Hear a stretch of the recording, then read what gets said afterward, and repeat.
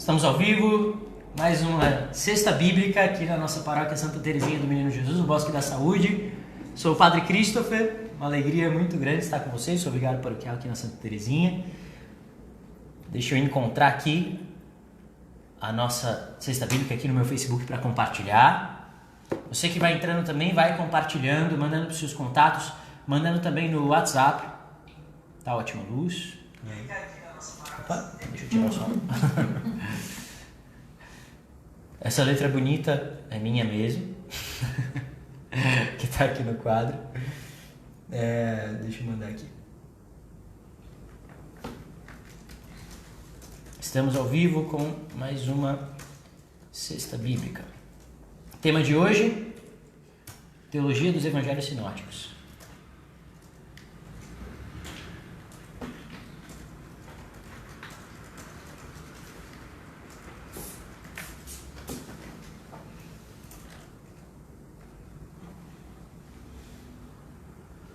Então, pessoal, vamos chegando aí, vamos compartilhando, tá bom?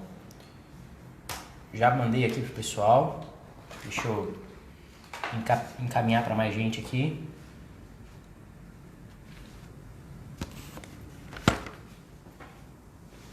Vocês que vão chegando, vão comentando. O pessoal que tá no grupo aí, vai dizendo. Boa noite, Marise. Boa noite, Maria Eunice.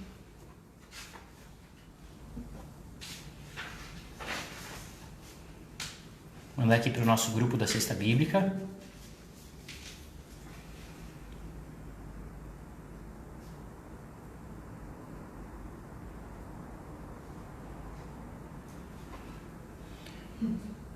Boa noite, Analice.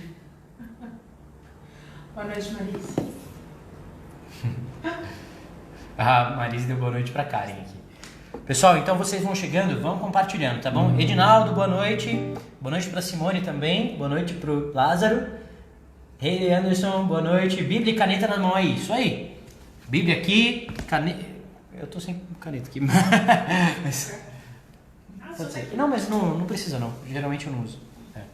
Ótimo, minha caneta. Deis, boa noite, Deus abençoe. Então, pessoal, vamos espalhar, beleza? Neide, Deus abençoe, boa noite. Hoje nós vamos entrar em algo muito, muito, muito importante, que é a teologia dos evangelhos sinóticos. Então, semana passada, boa noite, Tito, Sônia, Maria de Lourdes. Semana passada a gente falou de todo aquele problema sinótico, né? Que foi um problema mesmo. E então, quem estava na semana passada, fala aí. Quem não estava, depois é só olhar lá no nosso YouTube. Deixa eu compartilhar aqui no meu Facebook também, que eu não compartilhei. Manda aí nos seus grupos no WhatsApp também, tá?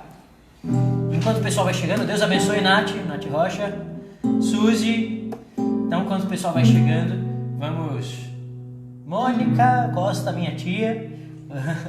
Boa noite, Ivani, Maria Cecília. Olha só, deixa eu falar uma coisa pra vocês. A gente saiu no jornal. Nossa Sexta Bíblica saiu essa semana no jornal da Arquidiocese, Jornal São Paulo. A Karen vai mandar o PDF do jornal lá no grupo da nossa Sexta Bíblica, tá bom? Tamo chique, tamo famoso. Então, vamos mandar pra galera aí. Alaide, Deus abençoe, boa noite. A Suzy falando que estava semana passada. A Deise falando que não estava mais assistindo depois. Foi difícil semana passada? Foi. Hoje vai ser profundo, mas vai ser mais suave, mais gostoso, tá bom? Então, porque a gente vai entrar nos evangelhos mesmo. A gente vai entrar na temática dos evangelhos. Então vamos pedir a graça do Espírito Santo sobre nós. A Lúcia ali falando uau, que a gente saiu no jornal. Virgínia, Deus abençoe, boa noite. A Analice falando lá que estava semana passada.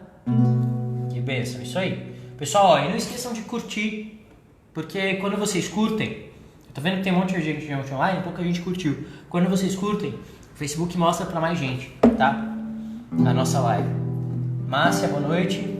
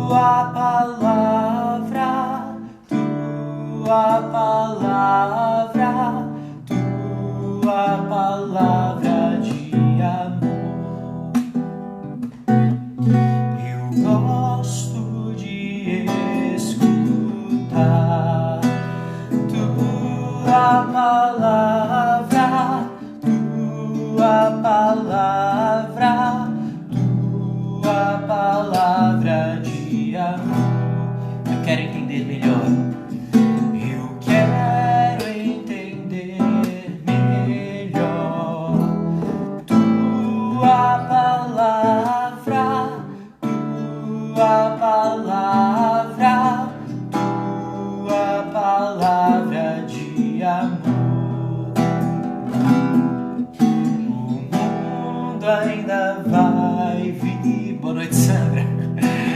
Tua palavra, tua palavra, tua palavra de amor. Deixa eu continuar dando boa noite pro pessoal, senão o pessoal fica de mal aqui. Fica com ciúme de quem eu dei boa noite. Deixa eu voltar aqui que tem um pessoal aqui mandando boa noite. Deixa eu ver aqui. Gabriele, Deus abençoe. Que bom ter você com a gente, que bom. Maria do Socorro, boa noite. Sandra, Maria Cecília, Deus abençoe. Ana Alice falando foi, acho que ela tá falando que foi difícil semana passada. Saudades, a Carol tá falando aqui pra Marise. A Maria Cecília também estava semana passada. Maria do Socorro, Deus abençoe. Marisol, boa noite. Beth, louvado seja nosso Senhor Jesus Cristo, para sempre seja louvado. A Lourdes falando aqui, boa noite, padre, eu acompanhei todos depois pelo link, sua explicação é simples e a gente entende fácil. Hoje estarei junto. Deus seja louvado, que bom, que deu para entender. Opa! Pessoal que não compartilhou ainda, vão compartilhando aí, tá bom? A Laide, amo essa hora. A Ana Paula, concordo aqui. A Gabriele mandou um coração. Lourdes, boa noite. Então, pessoal, compartilhem nos grupos, compartilhem para as pessoas da sua comunidade, da sua família e tudo mais. A Marisol ali falando, eu estava em todos ao vivo, vou ganhar uma estrelinha. Vai ganhar uma estrelinha de boa aluna, né? A Marisol é professora, ela deve dar estrelinha para os alunos dela. Já, aposentada. Já aposentou, né? Verdade. Merecidamente. Então vamos pedir o Espírito Santo sobre nós e vamos mergulhar na palavra de Deus. Em nome do Pai, do Filho e do Espírito Santo. Amém. Vinde, Espírito Santo, e enchei os corações dos vossos fiéis e acendei neles o fogo do vosso amor. Enviai vosso Espírito e tudo será criado e renovareis a face da terra. Oremos. Ó Deus, que instruístes os corações dos vossos fiéis com a luz do Espírito Santo, fazei que apreciemos retamente todas as coisas segundo o mesmo Espírito e gozemos sempre da sua consolação. Por Cristo Senhor nosso. Amém. São Jerônimo, rogai por nós. Em nome do Pai, do Filho e do Espírito Santo. Amém. Bem-vindos. Bem-vindo pessoal que está chegando aí para a nossa cesta bíblica. Vamos fazer uma coisa, a gente está com 37. Compartilha aí todo mundo para a gente passar de 40, tá bom? Nossa meta aqui. Porque senão a gente vai caindo e não pode não pode desanimar. Então, vamos lá, povo de Deus. Compartilha, manda para os irmãos aí, para os amigos, para a gente passar de 40 pessoas online. Certo? Então, semana passada, nós tivemos o 4º dia da nossa cesta bíblica. Então, retomando aí, né? Primeiro dia... Só faz uma dúvida. Oi? O Gorete está chateado porque é a Gorete. É a Gorete que tá... Oi, Gorete, tudo bem? Boa noite pra você, Deus te abençoe. Boa noite, Adão, também. Então, no primeiro dia nós falamos... O tema da nossa primeira cesta bíblica foi como ler a Bíblia. Então nós falamos da interpretação da Bíblia na igreja. O segundo dia foi a história do Antigo Testamento. Então nós falamos dos períodos bíblicos no Antigo Testamento. No terceiro dia nós demos uma introdução geral ao Novo Testamento. Falamos do período da dominação romana e tudo mais. No quarto dia, então, nós entramos nos evangelhos sinóticos. Então, vamos lá, pessoal, vamos participar aí, vamos mandar comentário. Então, quem lembra o que significa sinótico? Vamos dar uma retomadinha antes da gente entrar na teologia deles. Então, sinótico. Sinóticos. A gente dividiu aqui, vocês lembram? Então, olha aí a cola das anotações de vocês. Então, Edivaldo, boa noite. Sim, vem do grego, sim mesmo. E significa... Marisol, esses alunos querem atenção particular. Então, sim, aqui significa isso, é que tem a mesma estrutura. Ao pé da letra, sinótico quer dizer sim, é junto. E ópticos, quer dizer ver. Então, quando a gente pega Mateus, Marcos e Lucas, nós podemos vê-los juntos. Isso, como a gente colocou ali, ver juntos. Nós podemos vê-los juntos como uma sinopse, ou seja, uma estrutura semelhante em que nós podemos lê-los lado a lado. Entende? Imagina, já viram aqueles livros que são livro bilíngue, assim? Que tem de um lado em espanhol, inglês, seja lá o que for, latim, ou grego, enfim, e do outro português. Né? Então, vai ali, lado a lado. Quase isso pode se fazer em Mateus, Marcos e Lucas, quando nós colocamos os 3 evangelhos lado a lado. Então, eu mandei lá no grupo hoje, a gente mandou a estrutura dos evangelhos sinóticos. Quem não está no grupo, depois pede para entrar lá no grupo e aí vocês podem entrar. Então, eu mandei lá no grupo hoje essa estrutura, que vocês podem ver aí. Eu estou aqui com a estrutura aberta no meu celular, a mesma coisa que vocês receberam lá no grupo. Uma tabelinha. Então, é a estrutura básica dos evangelhos sinóticos ali. Que tem primeiro uma introdução, que aqui está como preparação ministerial. Nessa introdução tem o batismo de Jesus, por exemplo, as tentações no deserto. Que em Marcos essa tentação no deserto é só citada bem rapidamente. Depois o ministério de Jesus na Galileia. E aqui tem os capítulos e tudo mais. Depois, uma viagem a Jerusalém, a ida a Jerusalém. E depois o ministério em Jerusalém. E ali vem a paixão, morte e ressurreição. O mistério pascal. Porém, existem coisas particulares nos 3 evangelhos. Então, como entender essas coisas particulares, né? Uma coisa particular que a gente viu que existem em Mateus e Lucas, que não tem em Marcos, logo no começo, são os evangelhos da infância. Marcos começa já do batismo. Depois de uma breve introdução, já vem o batismo de Jesus.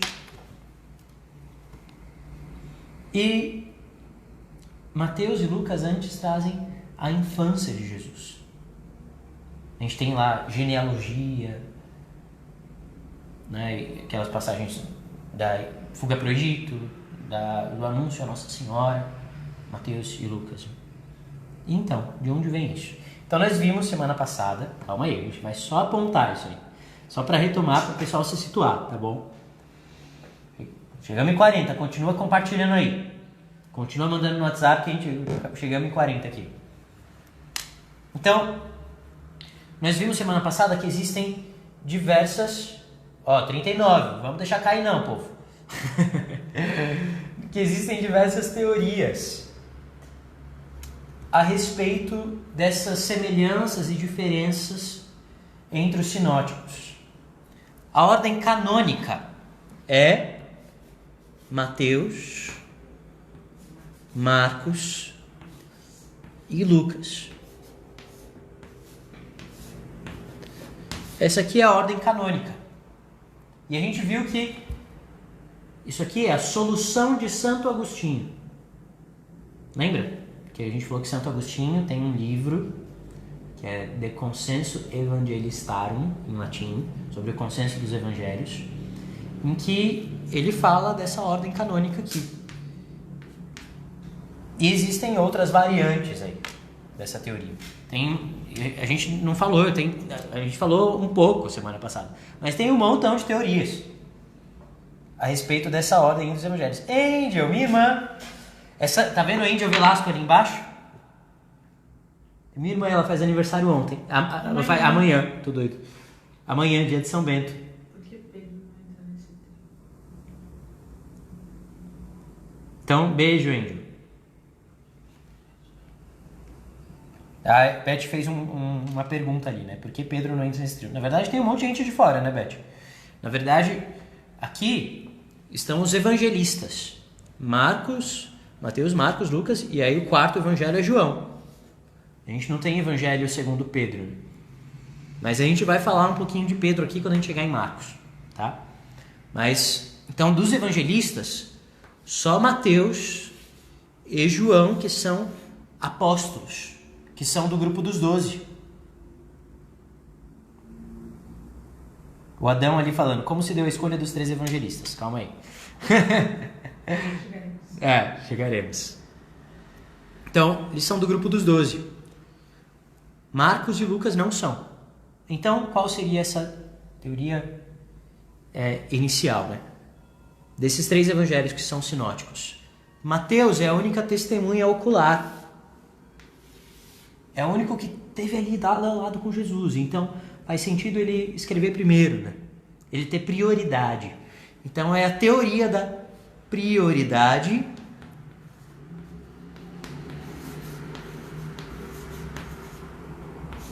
mateana. Depois disso, né, disso aí vem aquilo... A Gabi falando ali, ela faz aniversário ontem. Então, a gente viu ali que tem outras variantes dessa teoria, tem a teoria dos 2 evangelhos. Então, isso aqui não é tão importante. É importante a gente saber que tem essas diferenças, né? E que essa aqui é a ordem canônica. E existe uma outra teoria, né, que é a linha da prioridade marcana, que significa isso, que Marcos teria escrito primeiro. Depois veio Mateus e Lucas. E aí a gente falou da dupla tríplice fonte, da fonte Q, Coelho, lá, enfim. Mas tá bom por aqui. Então, o que a gente vai fazer aqui? A gente vai falar daquilo que é mais consensual, né? Até porque aqui não é aula de exegese bíblica. E a gente vai tomar aqui, no nosso estudo, a ordem canônica, né? Que é Mateus, Marcos e Lucas, no nosso estudo. Por que isso? Por que a gente vai começar por Mateus?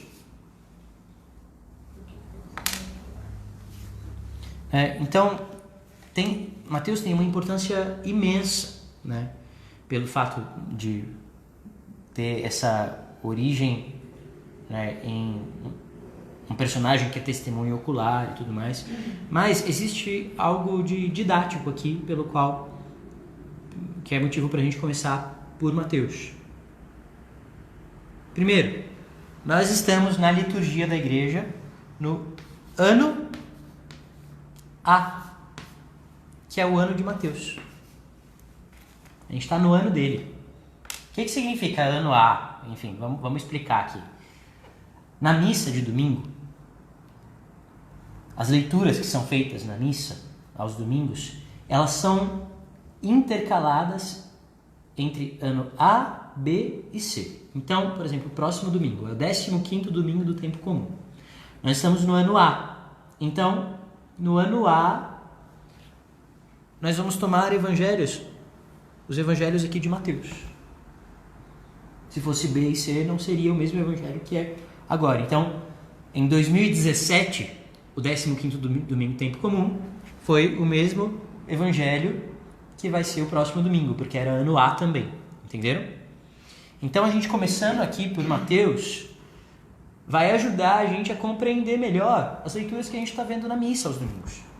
E existe algo também muito importante em Mateus.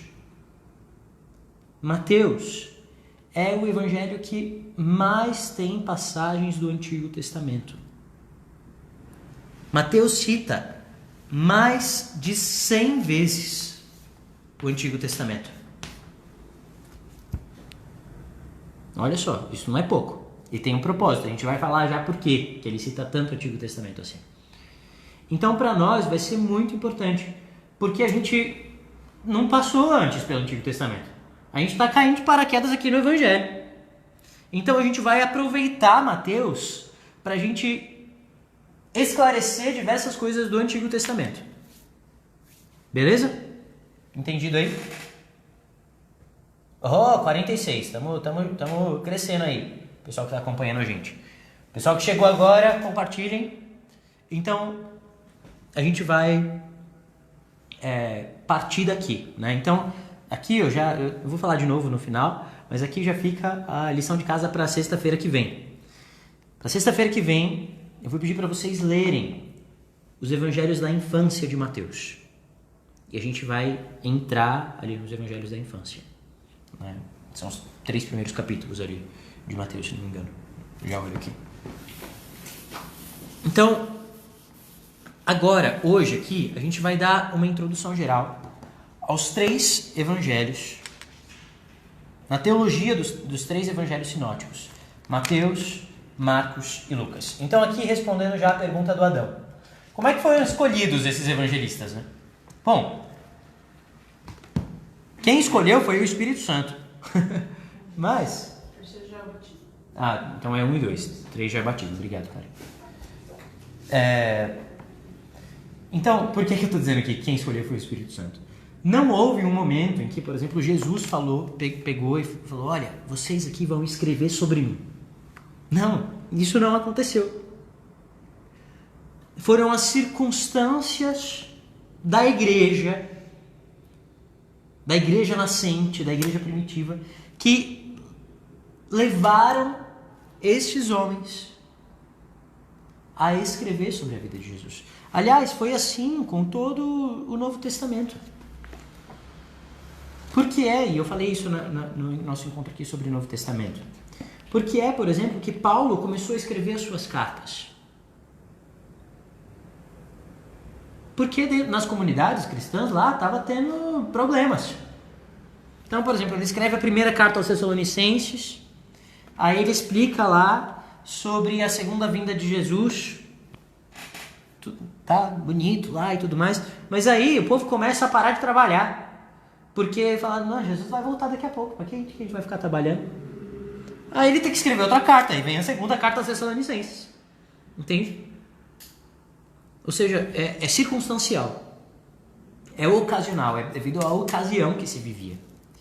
Então nós precisamos entender a ocasião, o destinatário daquele evangelho, a comunidade destinatária, para compreender bem a mensagem do evangelho. Para que foi que Mateus escreveu aquilo? Por que tem tanta passagem do Antigo Testamento assim em Mateus? Por que é que Marcos às vezes explica alguns costumes judaicos, por exemplo?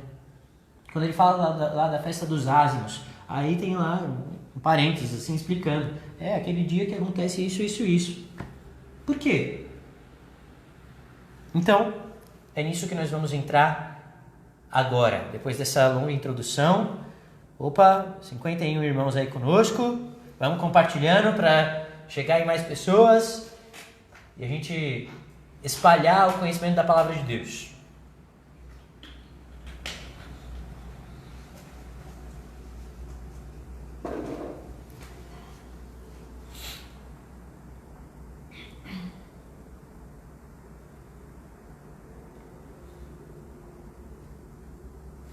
Então, vamos começar aqui por Mateus. Então, papel e caneta aí na mão, né? Eu vou apagar aqui porque vai ter mais espaço pra gente aqui, tá bom? Então aqui, pessoal, vai ser algo bem sumário, tá bom? Bem sumário, ou seja, bem indicativo, bem geral. Vocês podem fazer perguntas aí enquanto estiver rolando, se lembrar de alguma passagem, tiver alguma dúvida, enfim. Mas depois nós entrarmos em cada evangelho, aí a gente vai aprofundar mais. Mas aqui a gente vai ter uma noção comparativa da teologia dos evangelhos. Então,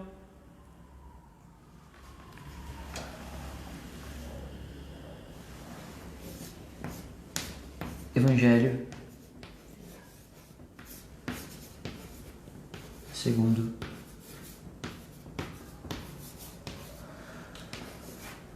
São Mateus. Oi? Só. Pronto.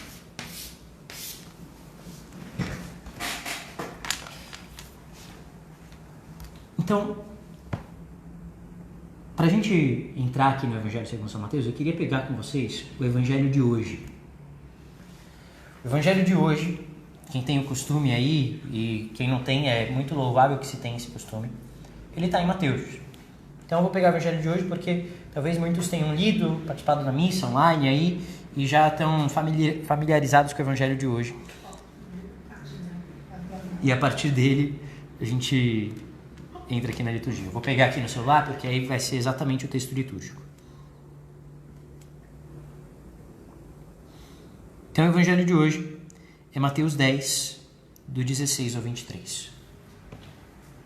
Nós temos aqui um longo discurso de Jesus antes de um envio missionário dos discípulos. É um sermão. A gente vai já achar esse sermão aí na estrutura de Mateus. Então, ele começa assim: eis que vos envio como ovelhas no meio de lobos. Sejam, portanto, prudentes como as serpentes, simples como as pombas. E aí, olha só. Cuidado com os homens, porque eles vos entregarão aos tribunais e vos açoitarão nas suas sinagogas. Isto aqui é o contexto fundamental do Evangelho segundo São Mateus. Os cristãos, judeus, ou melhor, judeus cristãos,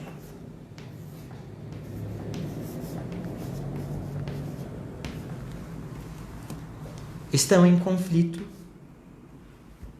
com os judeus das sinagogas. Opa!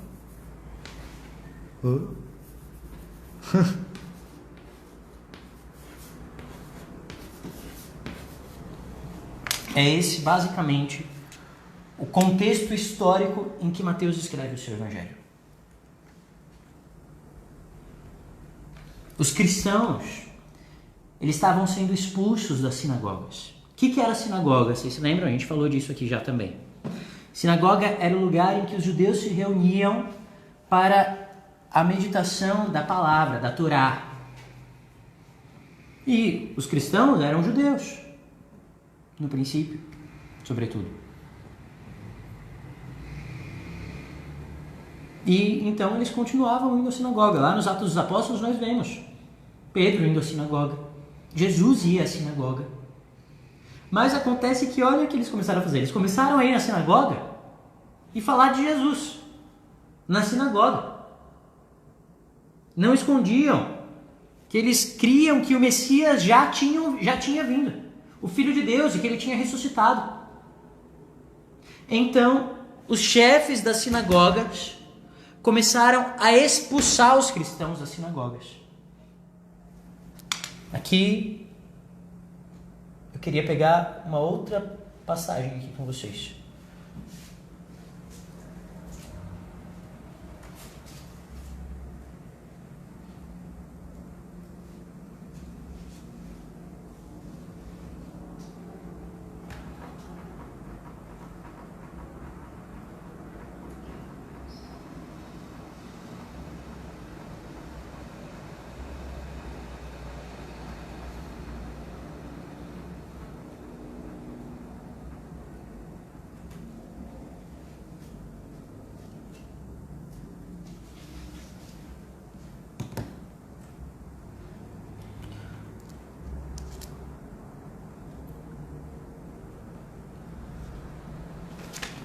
Deixa eu ver se eu acho aqui, que eu não estou achando a minha anotação.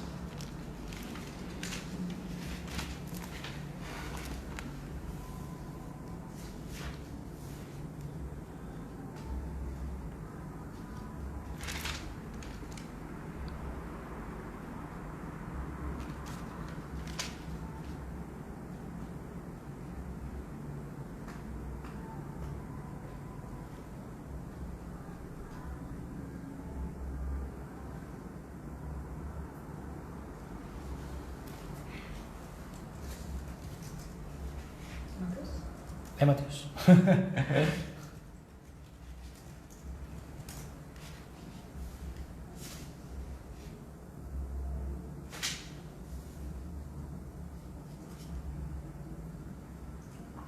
Mas enfim, depois eu mando para vocês. Mas o que acontece aqui? O que a gente vê aqui no Evangelho segundo São Mateus? Que quando Jesus fala da expulsão dos discípulos da sinagoga, ele está falando do que já estava acontecendo com os discípulos naquele momento. Em Mateus é onde mais existem passagens que mostram conflitos de Jesus, controvérsias que se chamam, de Jesus com os fariseus. Vocês lembram dessas passagens? Que Jesus chama os fariseus de tudo quanto é coisa, sepulcro caiado, hipócritas. As controvérsias de Jesus com os fariseus são o paradigma, o modelo, um espelho daquilo que, na verdade, os discípulos estavam vivendo naquele momento. Os cristãos sendo expulsos da sinagoga. Então Mateus escreve para esses cristãos, que eram judeus. Então ele prova no seu evangelho que sim, Cristo é o Messias. Ele faz isso recorrendo, sobretudo, ao Antigo Testamento.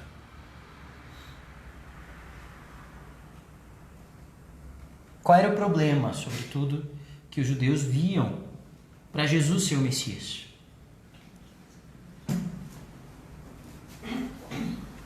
O problema principal era uma coisa chamada cruz. Como é que o Messias pode ser crucificado? Então, Mateus mostra isso nas profecias do Antigo Testamento. Então ele relê, o Evangelho de Jesus aqui à luz daquele contexto da expulsão dos cristãos das sinagogas. Deu para entender aqui o contexto? Para quem é que Mateus escreve?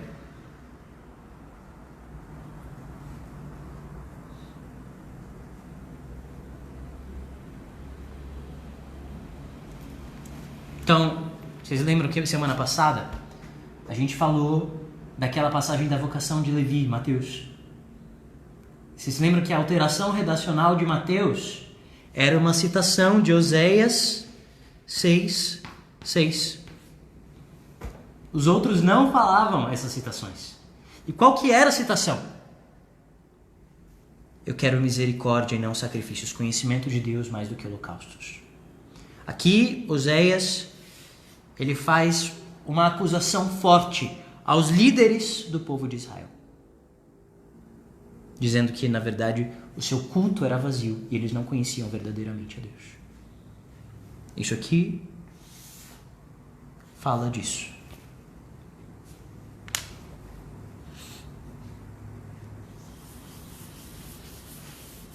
Além disso, Jesus aqui em Mateus, ele é apresentado então como o novo Moisés. Isso aqui também é muito, muito, muito importante. Quem é Moisés? Moisés é aquele homem que foi o libertador de Israel. Através dele aconteceu o evento fundante do povo de Israel, que foi o Êxodo. E através dele veio a lei, a Torá. A Torá, em sentido... a palavra Torá, ela significa lei, mas também é uma palavra com um significado muito amplo. É vida para o judeu. É o caminho. E, em sentido estrito, quando se fala da Torá,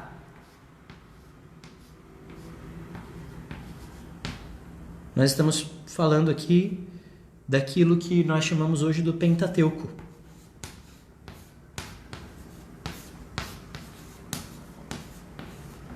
Que são os 5 primeiros livros da Bíblia: Gênesis, Êxodo, Levítico, Números e Deuteronômio. Isto aqui é palavra, a lei divina dada por Deus a Moisés. Então, Jesus é esse novo Moisés que vem trazer a nova lei e vem realizar o novo êxodo. Isso se vê lá no Evangelho da Infância, e a gente vai entrar nisso na semana que vem. Jesus ali é apresentado como o novo Moisés. Veja, ele percebe que Mateus está trazendo tudo isso, provando para aqueles cristãos que estavam sendo expulsos da sinagoga, portanto, eram muitas vezes colocavam em dúvida: será que a gente está no caminho certo? A gente não pode seguir mais lá na sinagoga, ouvir a palavra de Deus lá? Mateus está provando que sim, em Cristo está verdadeiramente aquela Torá que se dizia que estava na sinagoga. Então, alguém poderia dizer: mas padre, então significa que Mateus inventou isso aí? Porque Lucas não tem nada de Jesus indo para o Egito. Então Mateus inventou para poder falar que Jesus era novo Moisés? Não. É o próprio Deus que inspira o evangelista a revelar aquela verdade daquele modo, para aquele fim. Entende? Então isso não questiona a verdade da palavra, de modo algum. Então isso aqui, né, justifica aquelas várias citações do Antigo Testamento em Mateus. Aqueles cristãos que estavam sendo expulsos da sinagoga, eles estavam sendo acusados de serem infiéis à Torá, de romperem com Moisés e a tradição da Torá. Então olha só o que Mateus faz. Ele mostra verdadeiramente: não, Jesus é o novo Moisés, nele está a Torá. Então,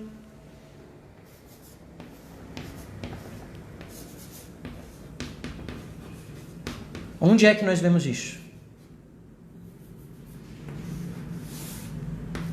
No Evangelho da Infância.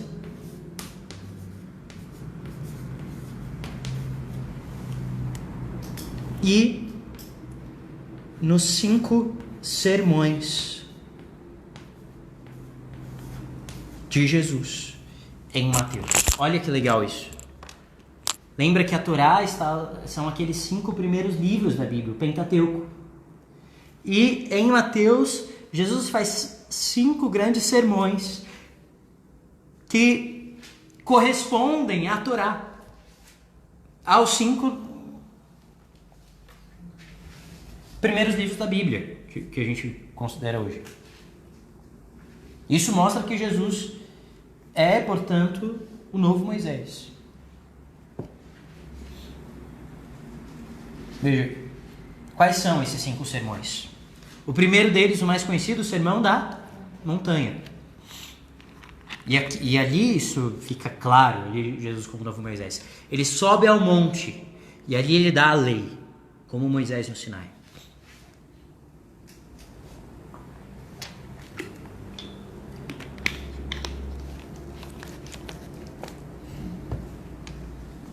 Eu escrevo muito grande, depois eu não tenho mais lugar para escrever. Então, bom, então eu vou puxar outro negócio daqui, dos 5 sermões, então eu vou ter que apagar, tá bom?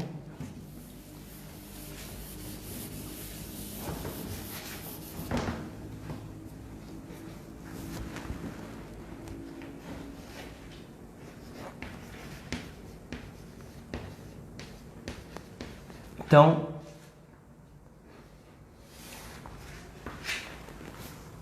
nos capítulos 5 a 7, nós temos o Sermão da Montanha.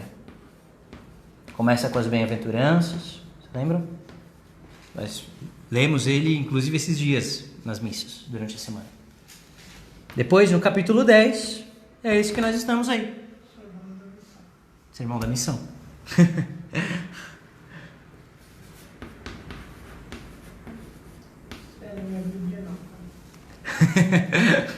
A Karen tá vendo na Bíblia nova dela lá, que ela comprou uma Bíblia igual essa aqui, que é a Bíblia que nós indicamos aqui na nossa cesta bíblica, que é essa nova da CNBB. Depois no capítulo 13, nós temos o Sermão das Parábolas.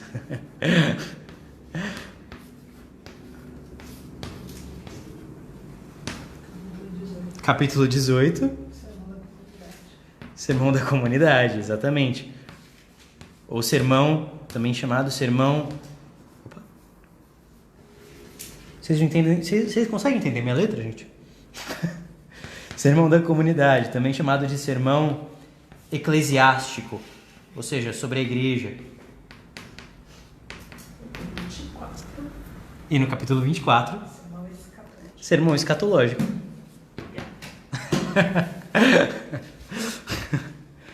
Sermão escatológico.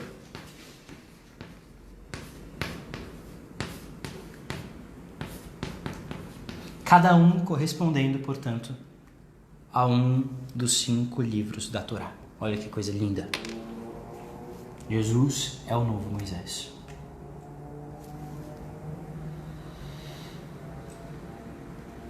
Você pode pôr a narradeira que fica gravado assim para os testemunhos. A Ana. Oi, Ana. Anne. Ah, é a Anne. Ah, é a Anne, lá do Coração Novo. Fica gravado, depois fica aqui no Facebook e também fica no YouTube. Depois eu te passo, tá bom? A Gabriele falando ele que ama a Bíblia de Jerusalém. Olha aí o Antônio. Um abraço pro pessoal da Aparecida. Então, depois, ainda a Angel tá rindo da minha letra. Olha só. Angel, minha irmã. Nós temos algumas coisas bem próprias ali em Mateus também.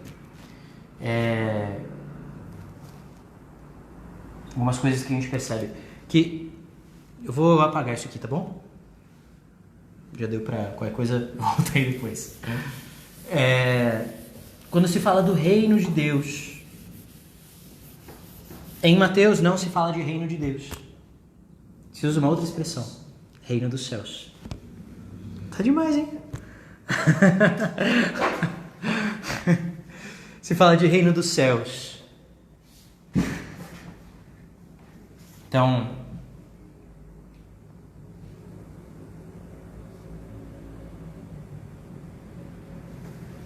por que se fala de reino dos céus e não reino de Deus? Porque o judeu não pronunciava o nome de Deus. Então, percebe como Mateus entra naquela cultura judaica.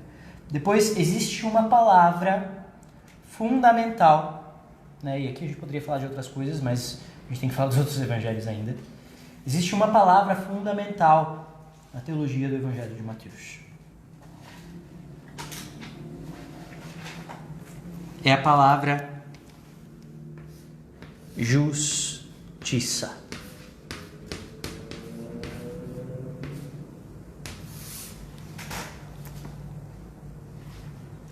Dikaiosin, em grego. A palavra justiça, ela aparece 7 vezes no Evangelho de Mateus. Então, são essas vezes. Capítulo 3, versículo 15. Capítulo 5, lá no Sermão da Montanha. Versículos 6, 10 e 20. Capítulo 6, ainda no Sermão da Montanha. Versículos 1 e 33. E no capítulo 21, versículo 32. Ela aparece 7 vezes aqui, o que indica perfeição, plenitude. É a justiça perfeita. Lá em Gênesis 3,15, ou Mateus 3,15, aparece justamente isso.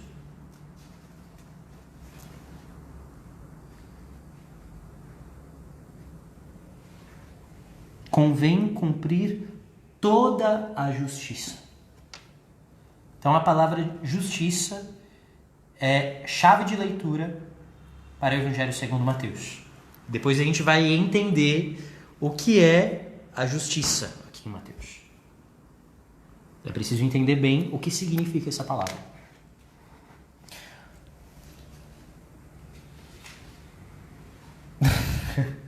A Gabi, ele falou. Então, para uma introdução aqui em Mateus, nós paramos por aqui, tá? Então, porque senão a gente não consegue falar dos outros evangelhos. A gente vai falar mais depois. Mas então, passamos agora para São Marcos. Vamos aproveitar aqui. Marcos.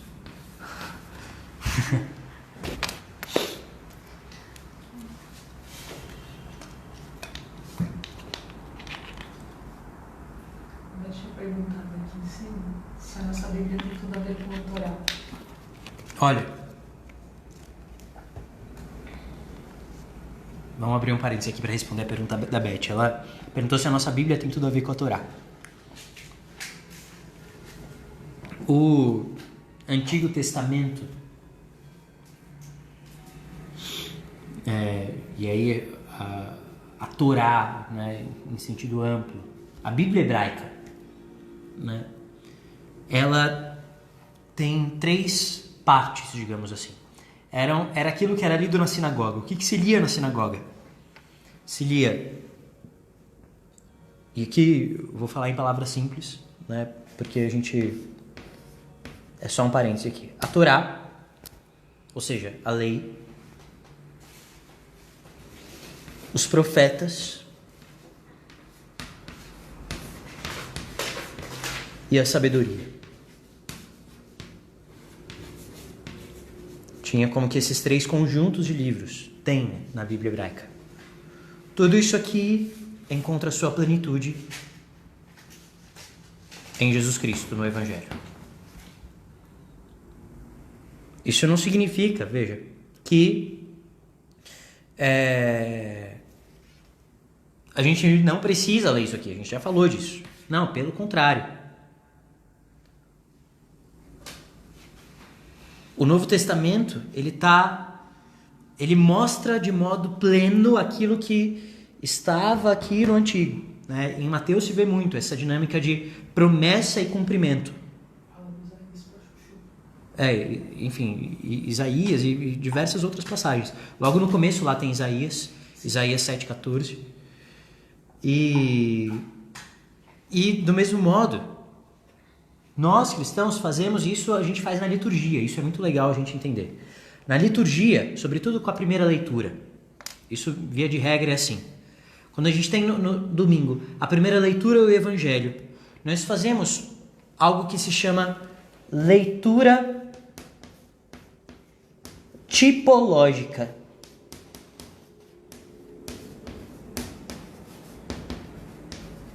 Da primeira leitura lá do Antigo Testamento. O que é isso? Tipológica. Na primeira leitura se encontra um tipo, uma prefiguração daquilo que nós lemos no Evangelho. No próximo domingo tem isso. Em geral tem isso. Porque já, no Antigo Testamento já está oculto o Novo Testamento, porque o mesmo Espírito Santo que inspirou o Evangelho é autor de todo o Antigo Testamento. Então essa é a dinâmica aqui, a leitura que nós fazemos da Torá e da Bíblia hebraica, né, em geral.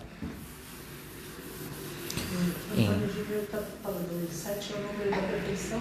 Isso. 7 indica plenitude, perfeição e tudo mais. Então agora entramos em Marcos. Primeiro, quem é esse tal de Marcos? Então, Marcos, tradicionalmente, ele é identificado com João Marcos, parente de Barnabé. Ele não é um dos 12. Isso é muito importante a gente frisar. Marcos e Lucas não são dos 12 apóstolos. Marcos, aquele João Marcos, a família dele era dona daquela casa onde a igreja se reunia, o cenáculo, onde aconteceu a última ceia, onde o Espírito Santo veio sobre os apóstolos. Portanto, ele conheceu os apóstolos ali desde muito jovem. E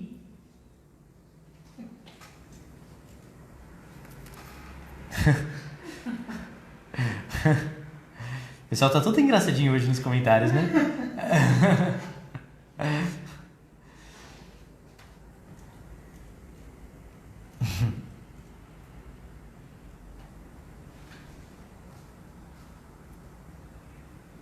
E no nome de Marcos, a gente já entende algo importante sobre ele, né? Então, João Marcos. Lembra que eu falei dos japoneses? Né? Então, João Marcos, esse aqui é um nome judaico.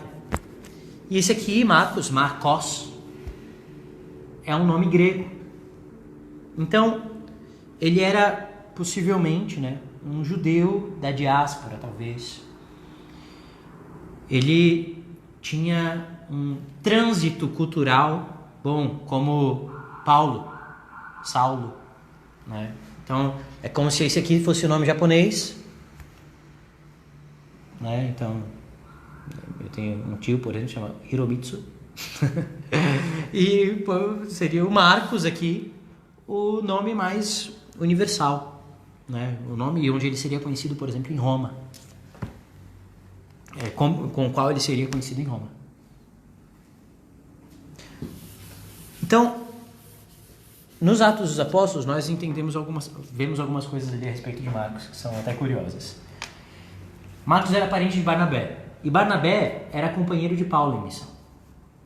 Então, na primeira viagem missionária de Barnabé, ou de Paulo, Barnabé é companheiro de Paulo, e Marcos vai junto. Só que dá problema no negócio. Marcos desiste no meio do caminho, ele acaba sendo motivo de briga entre Paulo e Barnabé, não bate o moleque lá, Marcos com Paulo. Então, na segunda viagem missionária de Paulo, ele já não tá junto. Paulo fala, eu não quero esse moleque aqui não, trabalhando comigo. Depois, eles se reconciliam, Paulo até cita ele em uma de suas cartas, fica tudo bem, parece, sabe? Mas então, Marcos passa a ser companheiro de Pedro. Então, o Evangelho segundo Marcos, ele está ligado à igreja de Roma e à figura de Pedro.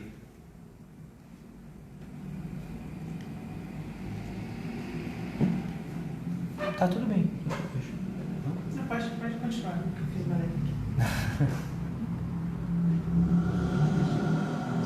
A Silvana, ela tá falando que perdeu, mas não tem problema, tá no YouTube, tá aqui no Facebook também, tá bom? Fala pra ela que eu tava respondendo pra ela e eu esqueci que não consigo responder coisa.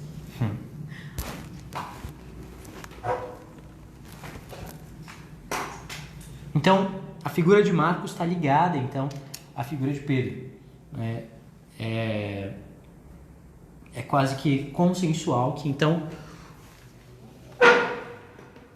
o destinatário, né, a comunidade destinatária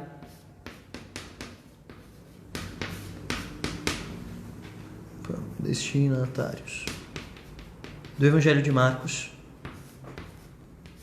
são os cristãos de Roma. Qual que é a leitura da tradição, né, do Evangelho de Marcos? Existe, eu falei semana passada, uma obra que se chama História Eclesiástica, de um autor dos primeiros séculos, chamado Eusébio de Cesareia, e lá ele dá um testemunho, um relato de um cara chamado Papias, ou Pápias.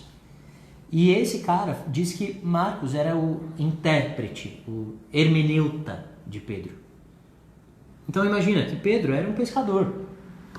Ele era ele não era uma pessoa letrada como Paulo, ele era uma pessoa simples. Então imagina ele pregando para os romanos, pregando para os gregos. Se ele sabia grego, ele sabia muito mal. Então Marcos ali, na História Eclesiástica de Eusébio de Cesareia, e depois isso é reforçado por outros padres da igreja, ele é colocado como o intérprete de Pedro. Então, o Evangelho segundo São Marcos seria um reflexo da pregação de Pedro. Olha só. Lembra lá que a gente leu aqui na Dei Verbum que os autores dos evangelhos são os apóstolos ou varões apostólicos. Ele está ligado à figura de Pedro, portanto. Então, isso tem várias coisas ali que existem exegetas, estudiosos da Bíblia que dizem que confirma esta interpretação. Então, primeiro, Marcos, ele tem diversas palavras em aramaico, ali no meio do escrito em grego. Palavras de Jesus em aramaico, ou seja, é como se o autor tivesse escutado mesmo as palavras de Jesus. É uma palavra muito específica. Então, por exemplo, ele ressuscita aquela menina. Ele vai lá, Talitakum. De onde que Marcos tirou isso, sabe? Quem é que estava lá naquela casa? Quem estava lá? Jesus, o pai da menina, né? E Pedro, Tiago e João. Depois, no Getsemane, em Marcos, ali se vê a palavra Abá. Percebe? É como existe, apesar de Marcos não ter tantos ditos de Jesus, ser um relato mais de narrativa, ele tem alguns detalhes muito próprios. Tem depois o Éfata. Também só tem em Marcos. Em Marcos também está a cura da sogra de Pedro. Que é uma passagem que é alvo de muitas piadas, né? Dizem que foi por isso que Pedro negou Jesus. É brincadeira, tá, pessoal? Mas é uma passagem muito bonita. Depois, Marcos não traz o primado de Pedro. Marcos, ele, dos 3 evangelhos sinóticos, é o evangelho que traz Pedro mais miserável. Os outros exaltam bastante a figura de Pedro. Em Mateus tem lá o primado de Pedro. Tu és Pedro, sobre essa pedra edificarei a minha igreja. Em Lucas tem aquela passagem que Jesus diz para Pedro que eu te peneirei, Satanás vai te provar, mas eu orei por ti para que a tua fé não desfaleça. Vai e confirma aos teus irmãos. Olha que forte. E em Marcos não, Pedro é tapado. Pedro Marcos mostra a lentidão dos discípulos no seguimento de Jesus. Era como que Pedro mesmo falando de si. Faz muito mais sentido, né? Pedro falar de si desse modo do que outro falar dele desse modo.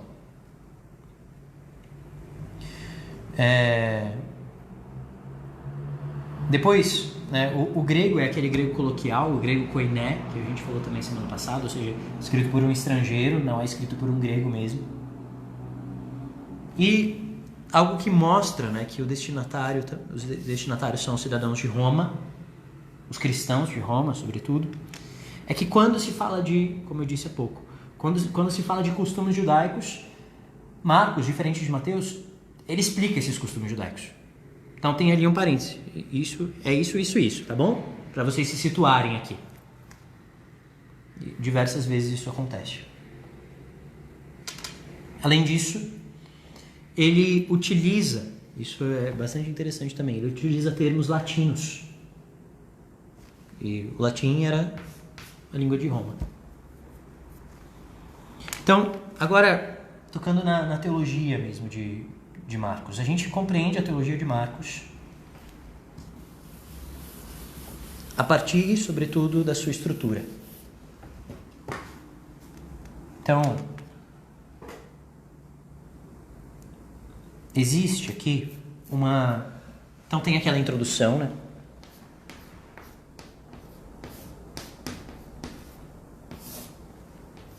Eu vou tentar fazer uma coisa bonitinha aqui, tá bom? Então na introdução ali nós temos o batismo de Jesus, a tentação, depois já inicia a pregação na Galileia. Isso aqui vai até o capítulo 8 de Marcos. Até o capítulo 8. É o ministério de Jesus na Galileia. Em Marcos, é lotado de milagres que Jesus faz. Nós temos 18 milagres de Jesus em Marcos. E olha que interessante. Marcos tem 16 capítulos. Ou seja, aqui a gente está no meio. Desses 18 milagres, 15 estão nesse bloco aqui, na primeira metade. 15 dos 18 milagres. Isso não é à toa. Porque aqui, nesse meio aqui, está a profissão de fé de Pedro.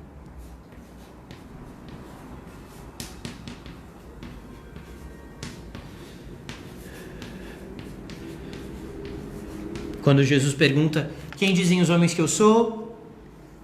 Né? E eles respondem, uns dizem que é João Batista, outros que é Elias, um dos profetas. E vós quem dizeis que eu sou? Jesus e Pedro responde, tu és o Cristo. É só isso a resposta de Pedro em Marcos. Portanto, em toda esta primeira metade aqui, Jesus é apresentado como o Messias. A palavra Cristo e Messias é a mesma coisa. Ungido, enviado de Deus. Mas existe uma coisa que se repete em Marcos.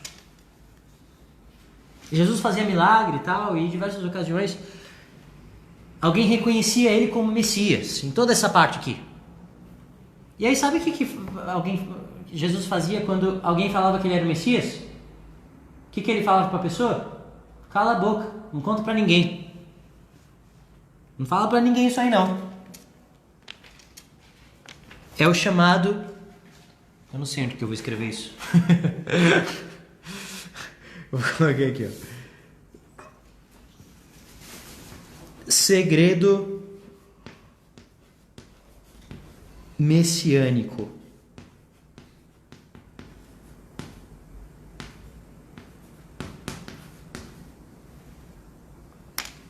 Que coisa doida. Jesus, ele estava se revelando como Messias, mas ele, quando a pessoa reconhece ele como Messias, ele fala para não falar para ninguém. Por que isso?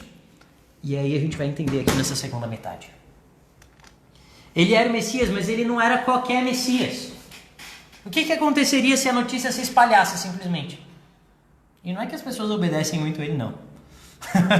De vez em quando tem lá, Jesus falou para não falar para ninguém, mas a pessoa saiu e contou para todo mundo. Então, as pessoas entenderiam que Jesus é o Messias com a concepção de Messias que elas tinham em mente. Um Messias que, em geral, era simplesmente um libertador político. E Jesus é mais do que isso. Então aqui ele vai revelar daqui para frente que tipo de Messias que ele é. Então, daqui depois tem mais 3 milagres só. Então, olha só. Né? Depois disso aqui, o que acontece? Vem aqui depois a transfiguração. Dentre outras coisas. Né? Aqui eu só pus isso aqui para poder dividir no meio.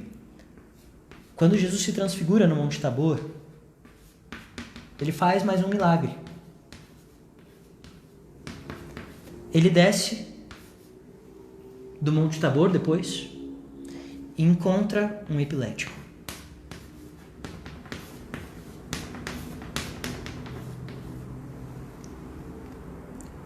Cura esse epilético que estava desfigurado. Aqui ele mostra o que ele veio fazer com a humanidade, que Messias que ele é. Ele é o Messias, sim, transfigurado, Filho de Deus. Aqui, veja, vamos pegar essa passagem porque...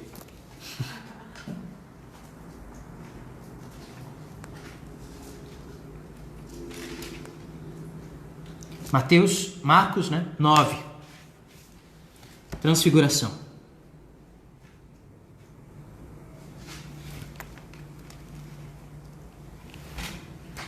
Tá uma bagunça aqui, vocês me perdoem, tá bom?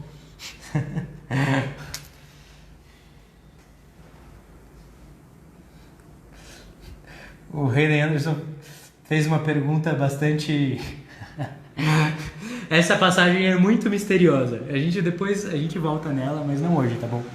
Mas essa passagem é engraçada até. Depois a gente pode voltar nela quando a gente entrar mais em Marcos.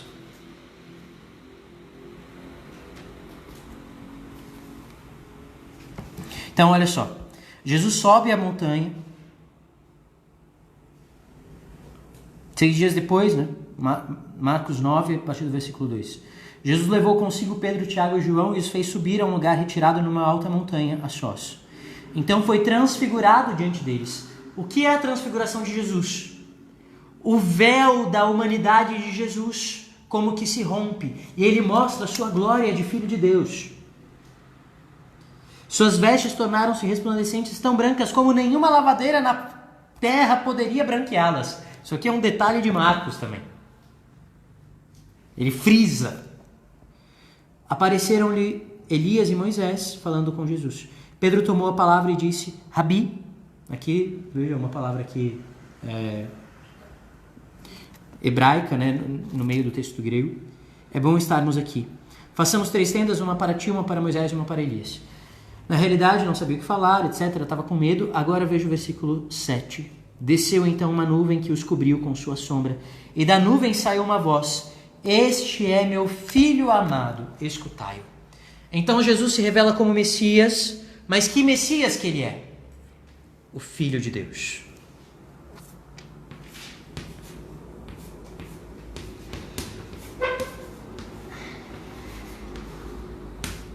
Filho de Deus. Isso aqui, são 2 coisas aqui que entram no tipo de Messias que Jesus é. O primeiro é o Filho de Deus. Então, depois ele desce do monte da transfiguração e ele encontra, a gente vê lá no versículo 14, um menino epilético. Ou seja, ele pega a humanidade desfigurada e nos faz viver essa transfiguração dele. Nos eleva a nossa humanidade à condição de filhos de Deus. Mas ele não é qualquer filho de Deus. Então, a partir daí, começa o evangelho da paixão. Começam os anúncios da paixão que Jesus realiza. Se você pegar aqui, antes da transfiguração já tem, né? Logo depois, é muito interessante. Antes da transfiguração, né? Eu pulei essa parte. Depois que Pedro diz lá, tu és o Cristo, no capítulo 8, é isso aqui. Então logo depois, diz aqui, Jesus começou a ensinar que o Filho do Homem deveria sofrer muito, ser rejeitado pelos anciãos, pelos sumos sacerdotes, etc, etc. E Pedro, chamando-o à parte, começou a censurar Jesus. Fala, não é assim não, você não é o Messias? Acabei de falar que você é o Cristo, você vai sofrer? Como assim? E Jesus olha para ele e diz, vai atrás de mim, Satanás. Tu pensas não de acordo com Deus, mas de acordo com os homens. Então, o Messias que Jesus é o Filho de Deus. Eu vou apagar essa bagunça aqui, peraí. E o servo sofredor. Então, aí depois tem um segundo anúncio da paixão, um terceiro anúncio da paixão, a partir desse ponto. Filho de Deus e servo sofredor.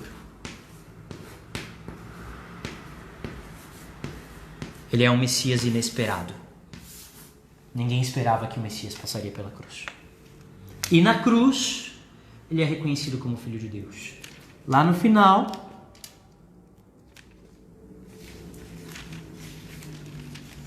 depois que Jesus morre, eu tenho 20 minutos para falar de Lucas ainda.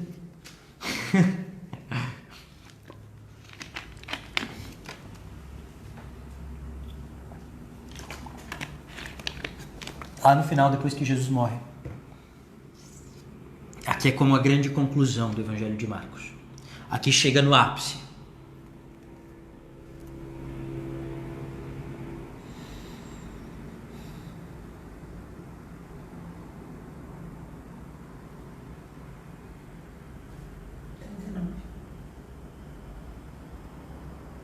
Isso, versículo 39. Jesus morre. Versículo 33, a partir do 33, chegada a hora sexta, as trevas cobriram a terra toda até a hora nona, 3 horas da tarde. A hora nona, Jesus gritou com voz forte, Eloi, Eloi, lama sabachthani, que quer dizer, meu Deus, por que me abandonaste? Percebe aqui? Como tem a palavra hebraica, depois ele explica.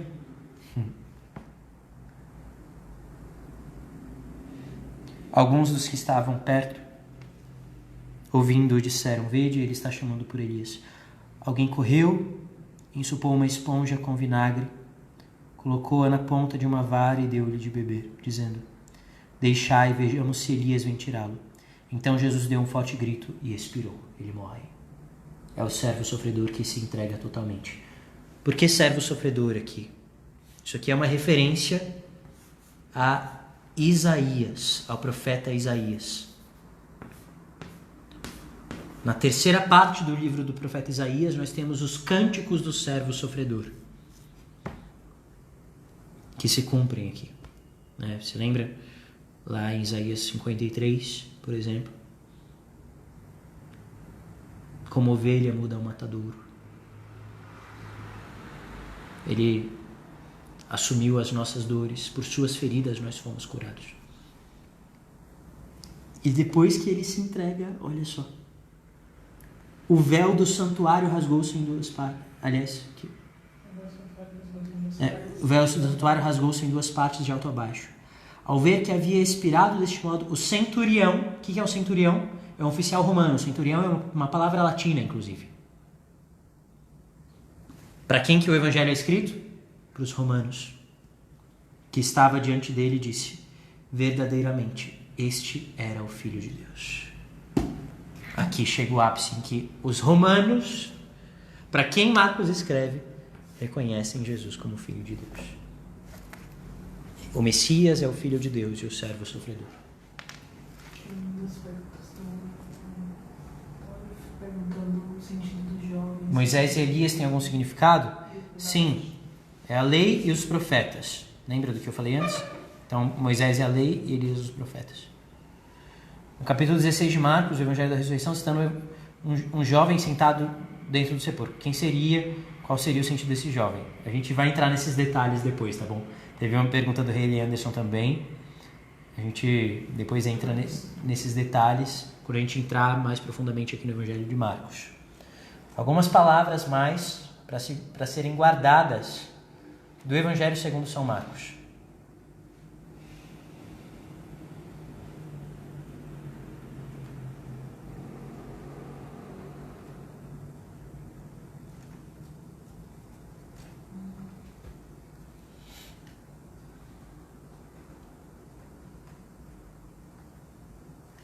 Então, eu vou apagar isso aqui, tá bom?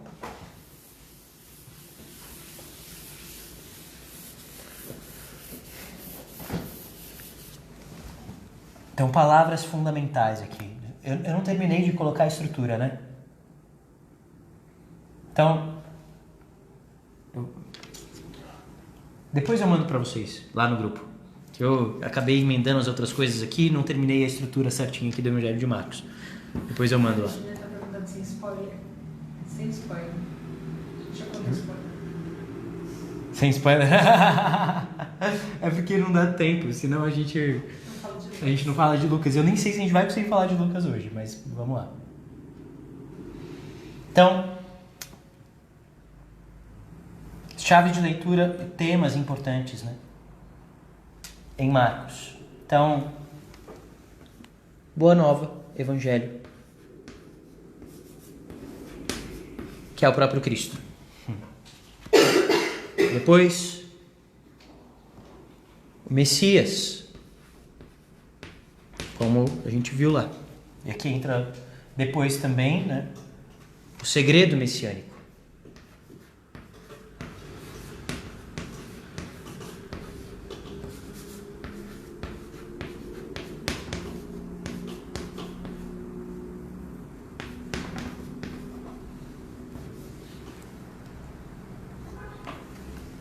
Filho de Deus.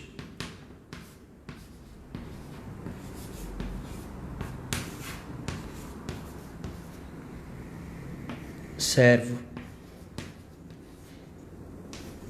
discipulado. Isso aqui é muito importante também, depois a gente vai entrar nisso em Marcos.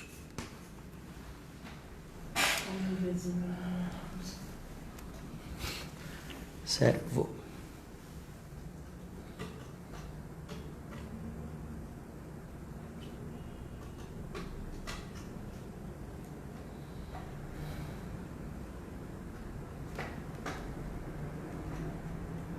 Depois lá no capítulo 13 tem um discurso escatológico, mas depois de tudo isso eu mando lá no grupo a estrutura de Marcos, tá bom? Então, pessoal, a gente vai fazer assim, então. Não dá tempo da gente falar de Lucas hoje, porque é bastante coisa. Então, semana que vem nós vamos falar de Lucas e dos evangelhos da infância. Então, a gente vai fazer aí entrar nos evangelhos da infância em Mateus e Lucas, tá? Então, leiam lá o evangelho da infância. Se você conseguir ler o evangelho da infância em Mateus e Lucas, ótimo. Então, se não, Mateus já ajuda bastante. Mas semana que vem, então, a gente vai entrar na teologia de Lucas e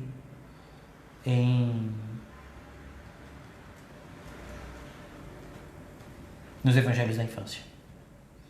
A lição de casa, né? Isso. Lição de casa, então, é ler os evangelhos da infância. Mateus e Lucas. Que são capítulo... Vamos lá. Mateus é capítulo 1 deles. Mateus, vocês vão ver que tem uma parte que vocês vão falar, Senhor, mas para que é isso? Né? É a parte da genealogia, mas é importante.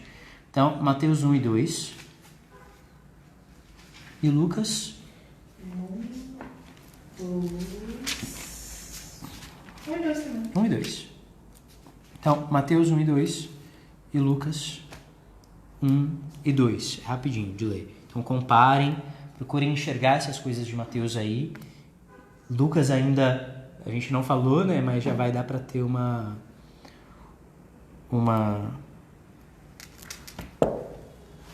noção geral. A gente não consegue ler porque os comentários ficam na frente da luz. É só tirar os comentários, dá pra tirar os comentários, tá? Se eu tô no celular? Como assim? Ah, Ivani. Tava falando pra Ivani. Então, pessoal, por hoje é isso, pra não fritar o cérebro de ninguém também. Acho que deu pra trazer bastante coisa legal, né? A Marisol fez uma perguntinha aqui em cima que não consegui ver. Ela também está respondendo a pergunta. Semana que vem a gente conversa mais profundo. Semana que vem, Marisol, hoje a gente fez essa introdução geral a Mateus e Marcos. Semana que vem a gente vai fazer de Lucas e vai entrar na infância em Mateus e Lucas. Então a gente vai começar mais profundo ali. A gente vai frisar um pouco mais Mateus, mas a gente já vai entrar na infância em Lucas, algumas coisas também, sobretudo para falar da teologia geral de Lucas. Tá? Mas aí a partir da semana que vem a gente já vai entrar mais especificamente. Temos até dezembro para estudar. É isso aí, vamos embora. A gente tem até o final da vida para estudar.